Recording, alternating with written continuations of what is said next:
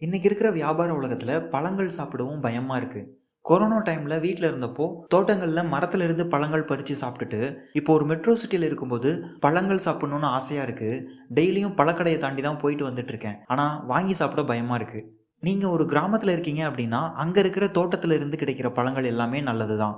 அதுவே அந்த பழங்கள் எல்லாம் ஒரு கடைக்கு வந்துருச்சுன்னா, அதுக்கப்புறம் அவங்க என்னவெல்லாம் பண்ணுவாங்கன்னு நமக்கு தெரியாது. வாழைத்தாறுல அவங்க அடிக்கிற ஸ்ப்ரே, ஆப்பிள் மாதிரி பழங்கள் ஷைனிங்கா இருக்க மேல பூசுற மெழுகு மாதிரியான கெமிக்கல்ஸ், இன்னும் சொல்லிக்கிட்டே போலாம். அடிக்கிற வெயிலுக்கு தாகம் தணிக்க நம்ம சாப்பிடுற தர்பூசணியில கூட அந்த கலர் வர்றதுக்காக ஏதோ கெமிக்கலை இன்ஜெக்ட் பண்றாங்கன்னு சொல்றாங்க. கல்யாண வீடுகள்ல ஐஸ்கிரீம் சாப்பிட ஆசையா இருந்தாலும் உடம்புக்கு நல்லது இல்லைன்னு மனசை கண்ட்ரோல் பண்ணிக்கிட்டு வாழைப்பழம் சாப்பிடலான்னு போனா அந்த வாழைத்தாரை பார்த்த உடனே தெரிஞ்சிடும் அதுல ஸ்ப்ரே அடிச்சிருக்காங்கன்னு. இப்படியெல்லாம் பார்த்தா எதையுமே சாப்பிட முடியாதுன்னு நீங்க கேட்கறது கரெக்ட் தான். என்னோட பாயிண்ட் என்னன்னா, நமக்கே தெரியாம எவ்வளவோ தப்பு பண்ணிட்டு இருக்கோம். தெரிஞ்சே தப்பு பண்ண வேண்டாமே அப்படின்றது தான். ஆனா இது எல்லாத்தையும் மீறி எப்பயாவது ஒரு டைம் அத சாப்பிடணுன்ற ஆசை வின் பண்ணிடும். அது தப்பு இல்ல. ஆனா அந்த ஆசையும் தாண்டி நம்ம உடம்புக்கு நல்லது இல்லன்றத புரிஞ்சு கொஞ்சம் கண்ட்ரோலா இருந்தோம் அப்படின்னா, நம்ம உடம்பு ஆரோக்கியமா இருக்கும்.